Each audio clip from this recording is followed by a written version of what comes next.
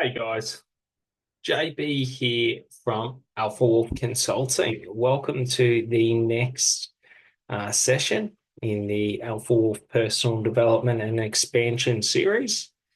So this session is going to be all about understanding negative behavioral traits. So what are they? And understanding how our negative behavioral traits manifest. So things like aggressiveness is a negative behavioral trait. You know, when I say something aggressively in response to an emotional state that I am feeling is a negative, like behavioral response or behavioral trait. So a behavioral trait is just the behavioral outcome, okay, that happens either consciously or subconsciously. So, like one thing could be um, over analysis. I over analyze and create worry and stress and all of that. And a negative behavioral trait is I act irrationally. So, so what could that mean if I become stressed? Let's say I'm walking down the street and I start to become stressed for my life. And I start to over stress and I worry about someone coming to attack me and all of this and all of that. A negative behavioral trait might be that I just start running down the street, like it's a behavioral outcome. Or it might be that I cause myself stress and anxiety and fear around the environment that I'm in. So I start to fear and fear and fear it more. And the behavior is the association of fear or the triggering of fear in the environment is the behavior we're trying to alter and shift. So understanding this is just understanding a behavioral trait, a conscious behavioral trait. Okay, so one like creating fear in my environment. So there's conscious and there's unconscious. When I'm out in the middle of the woods and everything goes silent, and then I start to become heightened in my awareness and my need for self-preservation, that is an unconscious behavior. So that is my subconscious mind responding to the environmental stimuli. Okay. And then we have conscious behaviors. So if I'm on a diet and I crave chocolate, that is a conscious behavior. Like my subconscious isn't craving the chocolate, it's my conscious mind. So we just got to understand, my subconscious is craving, maybe sugar. It might be craving carbohydrates. It might be craving protein. It might be craving fat, whatever it may be. It's not craving the chocolate because it doesn't know what chocolate is. Our subconscious doesn't have language or understandings of logic. So it understands everything in the baser elements. So understanding this is just understanding when we create negative behavioral traits either through our conscious mind of what we focus on and the narratives and the stories that we tell us, or in our subconscious mind and in our emotional states, or the meaning and memories we associate to those emotional states. So, for example, if I'm always feeling stressed and fearful in an environmental situation or an environment, what that's going to do, what that's going to do is create, sorry, what that's going to do is create a negative behavioral outcome to where I'm feeling aggressive or where I'm feeling stressed or where I'm feeling like that fight or flight fear. So to understand this is just we understand if I want to influence my subconscious or compulsive behaviors. So we can think of it as conscious behaviors and compulsive behaviors. Any behavior that is compulsion,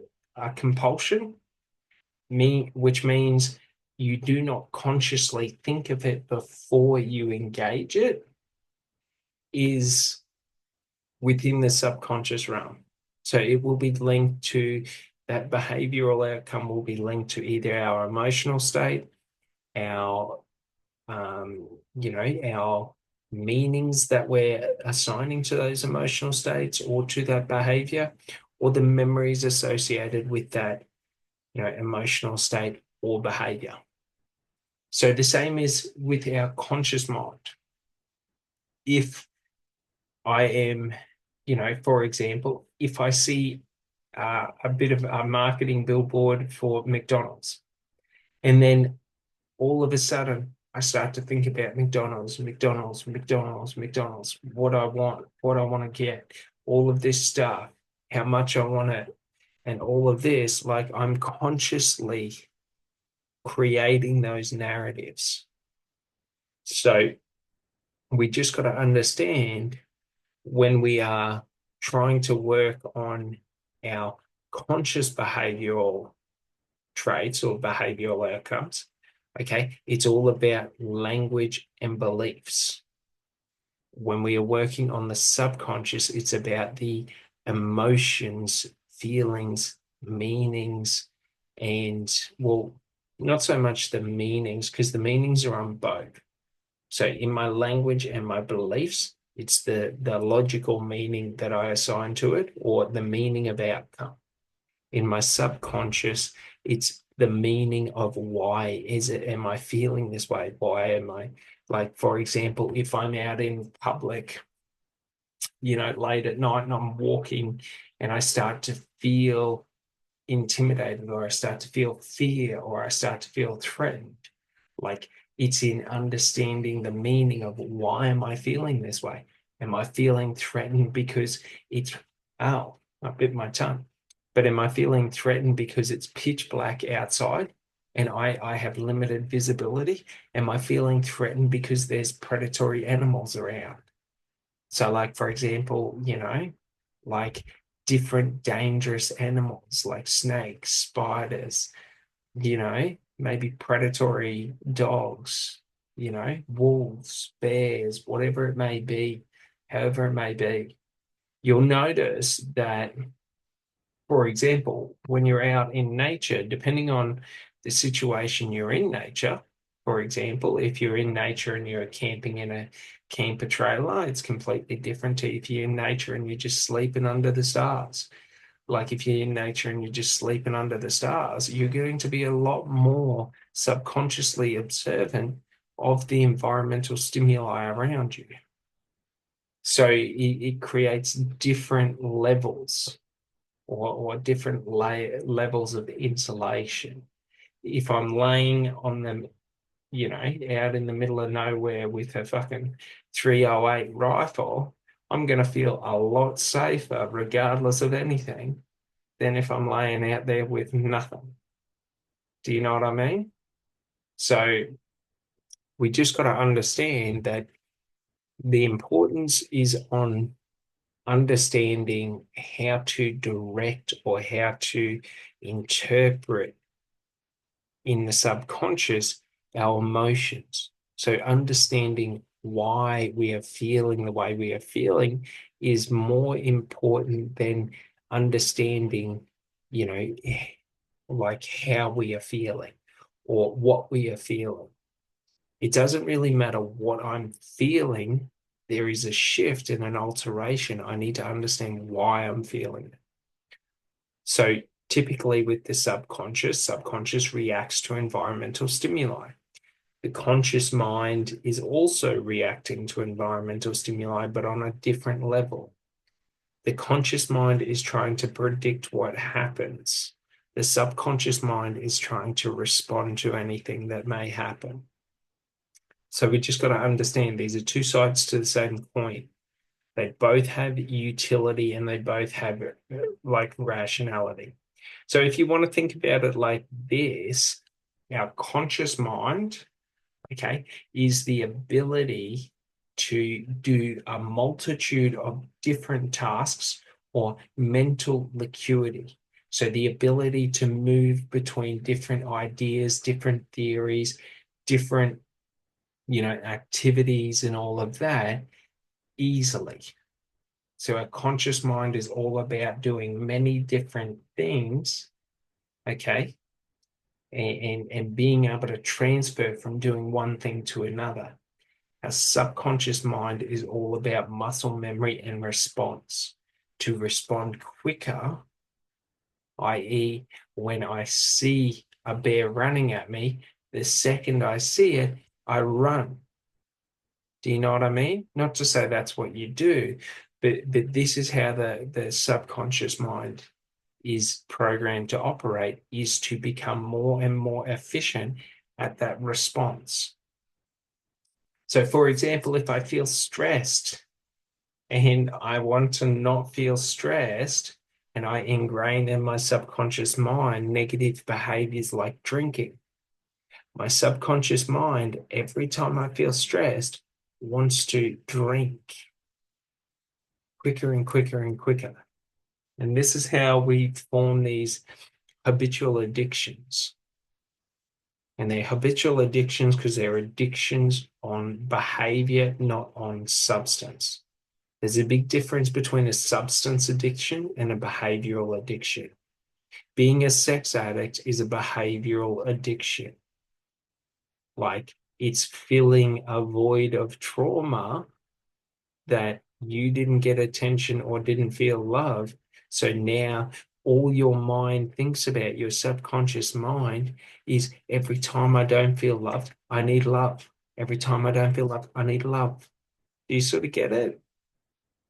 So we just got to understand, if I become addicted to a substance, for the substance, like for example, your highly addictive opioids, okay, that is where we are addicted to, like there are physical requirements to the addiction.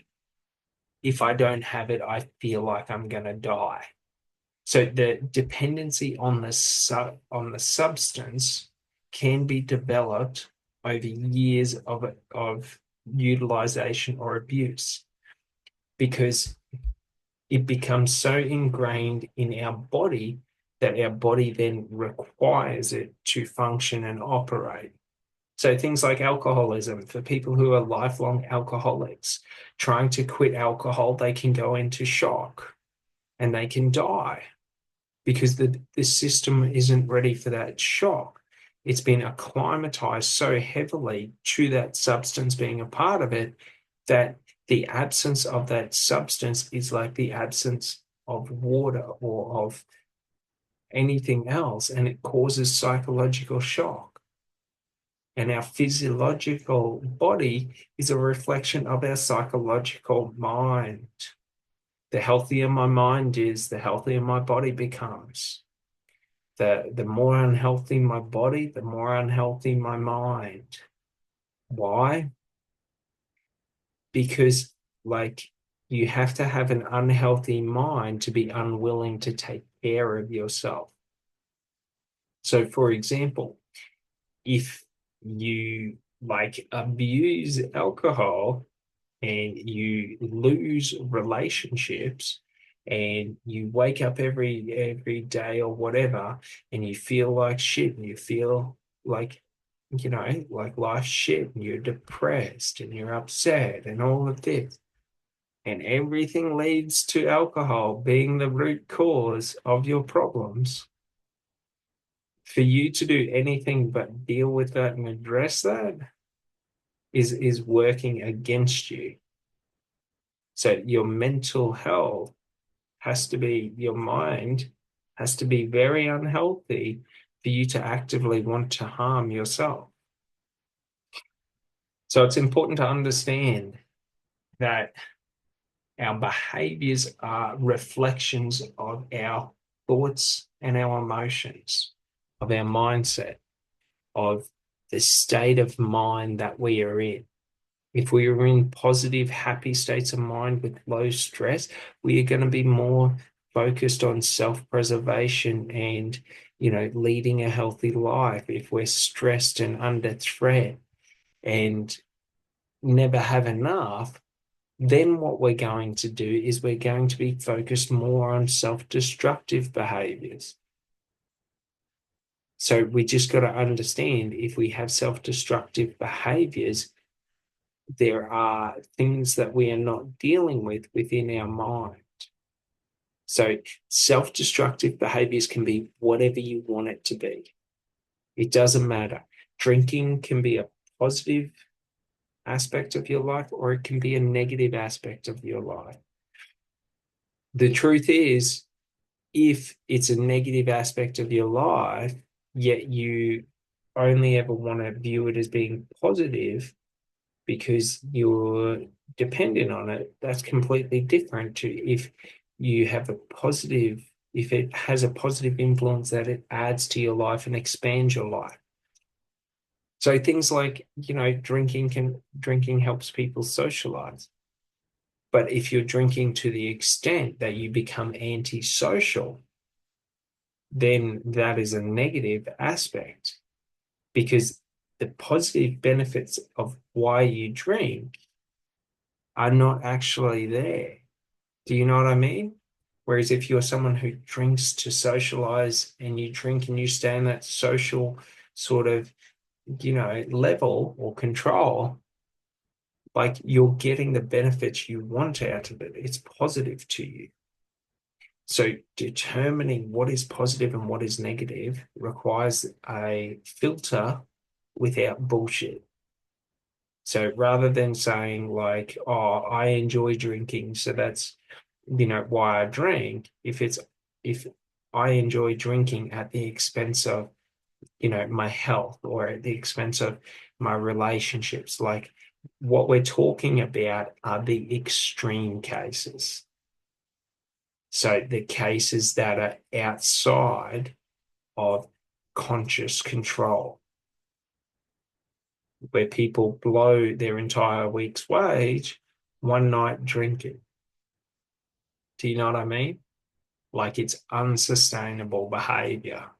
So even if you wanted to believe that behavior is positive, it is negative, because the environment and all evidence points to that. So we have to be unbiased when we are looking at our behaviors, the negative and the positive. We can't make up bullshit illusions that we have all these positive behaviors that are only, written in word. They're not, they're not real. We don't embody them. So, we don't want to over embellish to the point of illusions, of creating these false masks of illusions about who we are and all of this. The point is to understand, what do I like? What do I not like? And it's about creating our behaviors outside of focusing on what we like and expanding that, and working on and dealing with what we don't like and letting go to it. That's where freedom comes from. We can't be free holding the chains that have held us down for our life. So the only way to truly be free is to let go of the chains and just move on. So, for example, if drinking is an action that I don't like, giving it up means I lose nothing. I actually gain things. It's not difficult to change the behaviors. The difficulty in changing the behaviors is when I still have illusions, but I enjoy it. But if I observe and I look at it and I say, I don't enjoy it, I don't enjoy the experience of drinking, I don't enjoy being around people that I have no want or need to ever know, I don't enjoy being around, negative behaviors, negative environments. I don't enjoy the feeling of being hungover. I don't enjoy the feeling of being drunk. Like, I don't enjoy, you know, the negative associations with drinking. I don't enjoy the price with drinking. Like, why is it? difficult for me to give it up. Like, so it's just in understanding that, but we have to deal with everything. So the majority of reason people drink, or the majority of reason, like this goes across the board for any negative habit, overeating, over drinking, lack of exercise, low self-worth, low self-esteem, low self-confidence, like whatever it may be. It doesn't matter. Like it's all based in emotional trauma and developmental understanding. How we develop in our developmental years will determine our understanding of who we are as a person, of our mind, of our emotions, of our body. For example, if I don't like the weight I'm at, all I have to do is diet and exercise. Everyone knows this. That's it. Like, what diet? Who knows? Go out there and test. What exercise? Who knows? Go out there and test. Like, the easiest exercise to do is just to fucking walk. Like, that's it.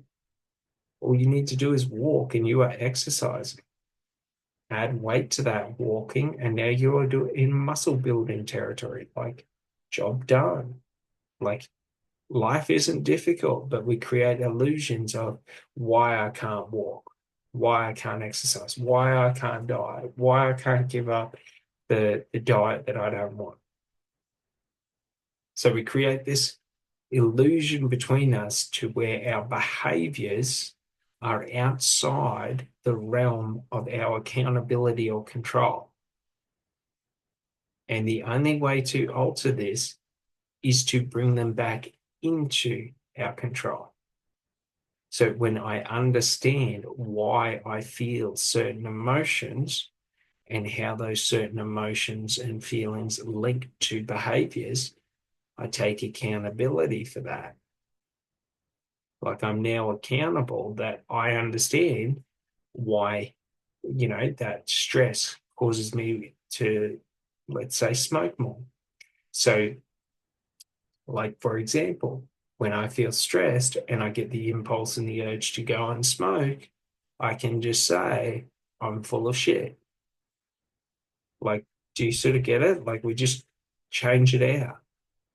So it's not that, like, we have to give up, for example, drinking to, become our ideal self in life. It's that we determine what, like how we want to drink, how we want that behavior to go, and we hold control over it.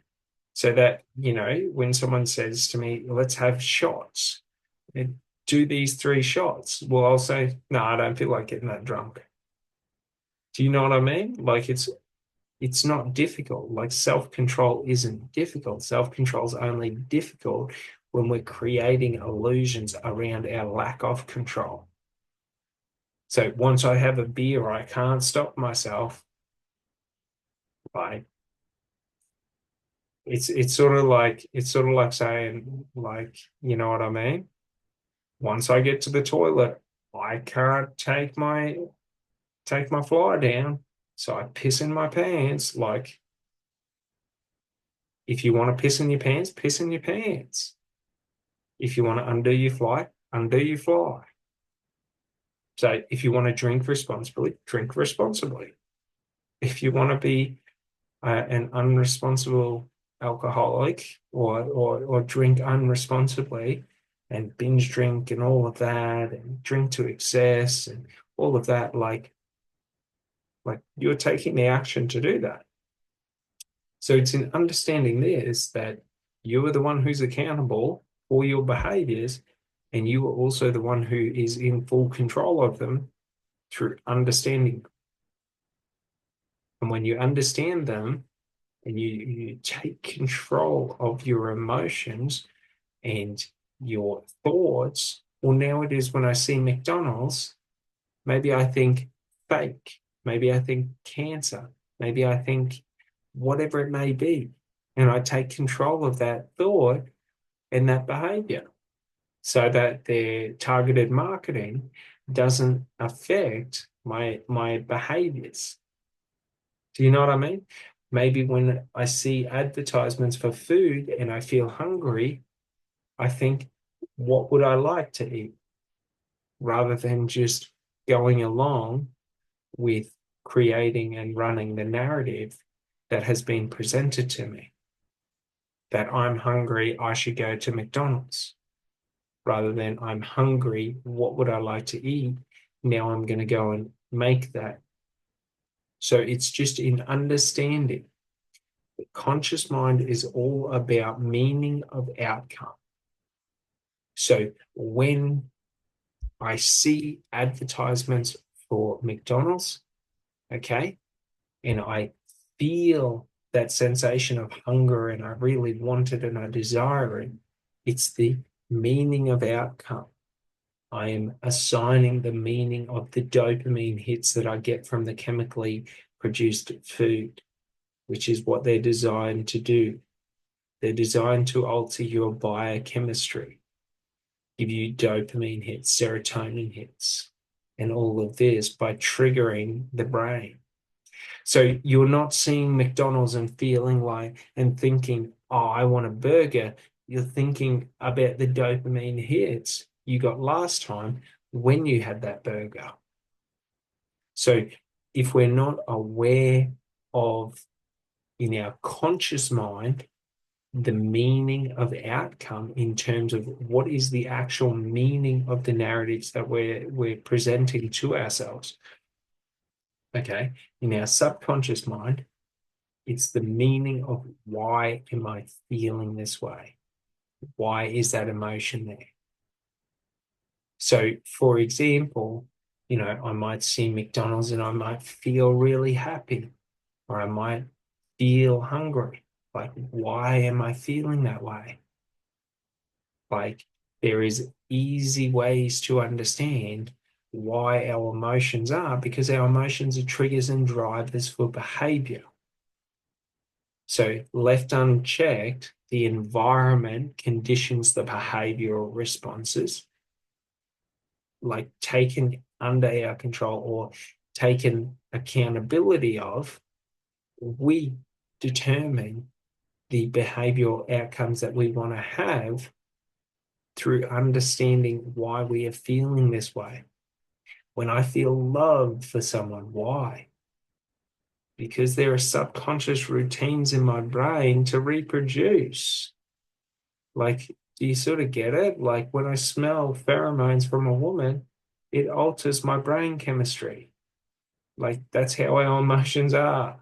My emotions are not me. My emotions are triggers and responses to the environment that indicate or direct behavior. So if I feel love, then I'm going to be more happy and giddy. Why? Because that's part of the mating ritual. Like, you don't really get attracted to someone who's sour and sort of up their own ass, butthurt about stupid shit. You think they're idiotic and ignorant and small-minded. Like our brain chemistry shifts so that we're able to create behavior that gets the outcomes that we want. And that's an important thing to understand. So if you want to understand more about how your emotions and feelings direct behavioral responses in the subconscious realm, all you have to do is look at the effects of pheromones and the effects of body and facial language. Like 80% or 90% of our language is in everything but the words we say. It's in our eye contact.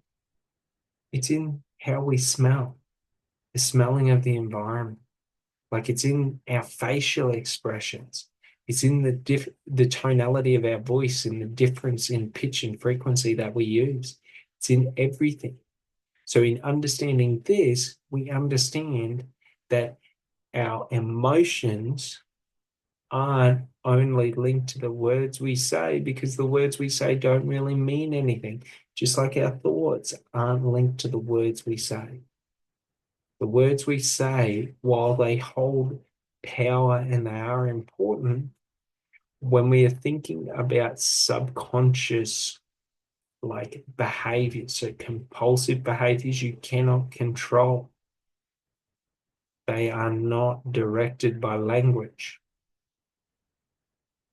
And that's really important because that's the key to altering it, is in understanding our behaviors, our subconscious behaviors are linked to how we feel in each moment and the meaning behind those feelings. All right. I hope you enjoyed this one, and I'll see you on the next one. Thanks so much. Bye.